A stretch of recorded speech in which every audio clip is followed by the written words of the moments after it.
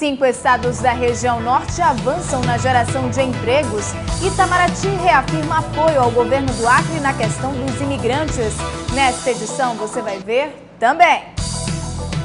No Amapá, obras do complexo alfandegário da Ponte Binacional devem começar em maio deste ano. Cerca de 500 mil bovinos de Ariquemes, Rondônia, começaram a ser vacinados contra a febre aftosa. E ainda, preparativos para a Copa de 2014. Na capital amazonense, houve reunião sobre a energia elétrica a ser utilizada na Arena da Amazônia. O Jornal da Amazônia está no ar. Olá, boa noite. A Promotoria de Meio Ambiente do Amapá realizou uma audiência pública para tratar dos impactos ambientais provocados pela criação de búfalos no estado. O assunto preocupa devido à mudança no curso dos rios e principalmente por causa dos efeitos da salinização na água.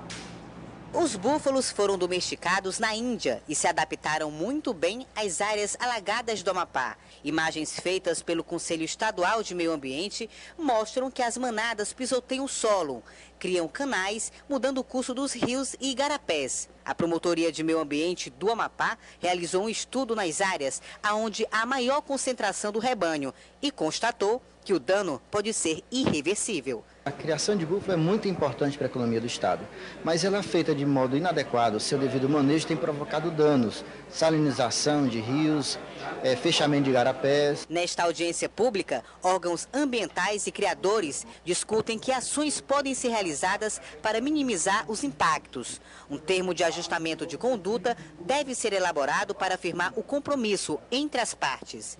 Cristóvão Lins é especialista no assunto, já pesquisou a atividade em vários lugares do mundo. Ele diz que uma alternativa é o manejo que controla a quantidade de animais nas áreas. O grande problema é você saber quantos animais você pode colocar no seu terreno. Quer dizer, no seu terreno que eu digo, nas suas áreas de pastagens naturais. E para que você possa ter esse controle, você tem que ter uma escrituração do rebanho por idade, saber todo mês o que nasce, o que morre, o que vende, para sempre saber qual é a área que você pode contar para manejar aquele plantel. A Associação de Produtores Rurais do Estado diz que antes de qualquer ação é preciso fazer um estudo técnico detalhado sobre a criação de búfalo. A Embrapa do Amapá realizou um estudo no período de 2008 a 2011 sobre os impactos da criação de búfalo nas áreas alagadas do estado. Pesquisadores visitaram propriedades, analisaram o solo e identificaram os danos causados nos leitos dos rios. Mas, mesmo assim, a Embrapa defende um levantamento mais profundo, envolvendo desta vez os órgãos ambientais e entidades que representam os criadores. Cerca de 500 mil bovinos em 6 mil propriedades de Ariquemes, Rondônia, começaram a ser vacinados contra a febre aftosa, todos de forma assistida pela Agência de Defesa Sanitária do Estado, Idarom. O procedimento é realizado em todas as propriedades consideradas de risco para a doença, como na região da fronteira de Rondônia com a Bolívia e divisa com o estado do Amazonas, localidades onde o risco para a aftosa é desconhecido. Como o número é pequeno, outras propriedades que não são de risco são sorteadas. É o caso da fazenda administrada por Reinaldo há 23 anos.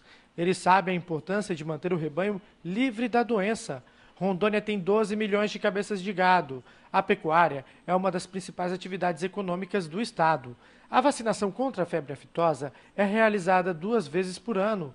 500 mil bovinos já começaram a ser vacinados de forma assistida, um trabalho de prevenção para reduzir o risco de contaminação.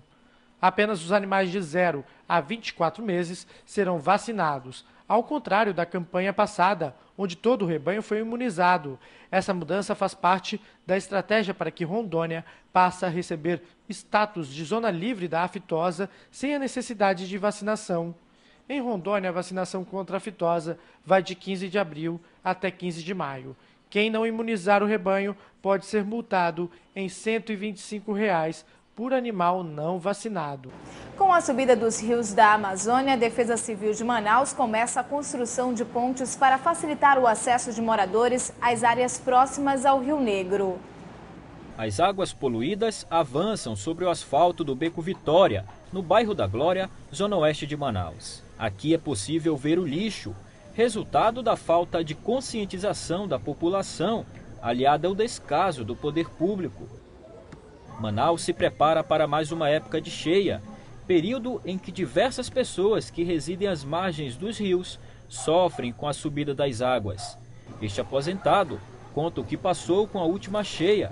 A casa onde mora já está com boa parte da sua estrutura comprometida. A minha situação aqui no bairro da Glória está crítica, viu? Por causa que eu já estou nessa idade, velho.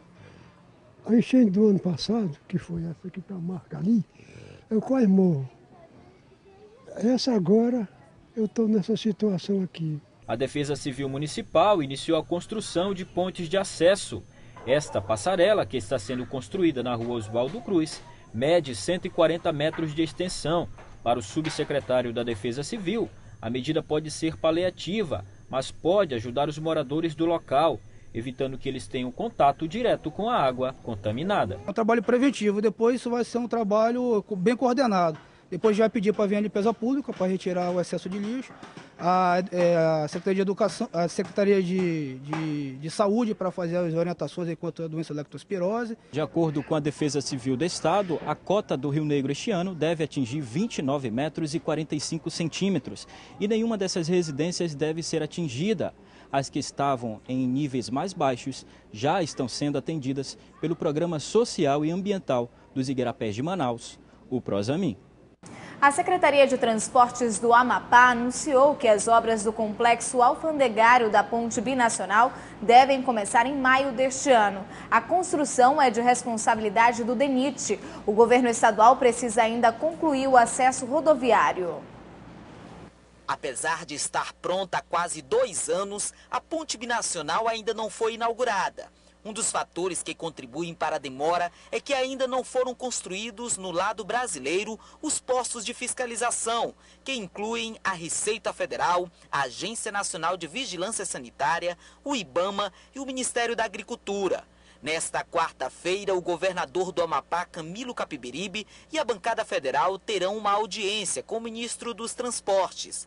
Nela, o governador deve propor a construção provisória da infraestrutura alfandegária, na tentativa de agilizar a inauguração da ponte binacional. Estas obras estão sob a responsabilidade do Departamento Nacional de Infraestrutura de Transportes, o DENIT. A licitação já foi concluída e a previsão é que as obras iniciem em maio. Hoje a Secretaria de Transporte está aguardando o início dessas obras, que está programada para se iniciar agora a partir de maio. E aí sim a Secretaria vai dar continuidade ao trabalho de asfaltamento do acesso e também do pátio, onde será feito a parte de aduana. Paralelamente, também precisam ser definidas as regras de circulação de veículos e pessoas. É um outro processo que está em trâmite entre os governos do Brasil e da França. A Secretaria de Transportes do Amapá ficou responsável pela construção do ramal rodoviário de acesso à ponte. São 2 quilômetros de pavimentação em fase de conclusão. Outra dúvida levantada é se a ponte pode vir a ser inaugurada mesmo com a BR-156 ainda com trechos de terra. Hoje são cerca de 160 quilômetros de rodovia sem asfalto. O planejamento de conclusão da pavimentação da BR já sofreu vários atrasos ao longo dos anos. Veja a seguir, presidente da Câmara quer negociar com lideranças indígenas. Nós voltamos já já.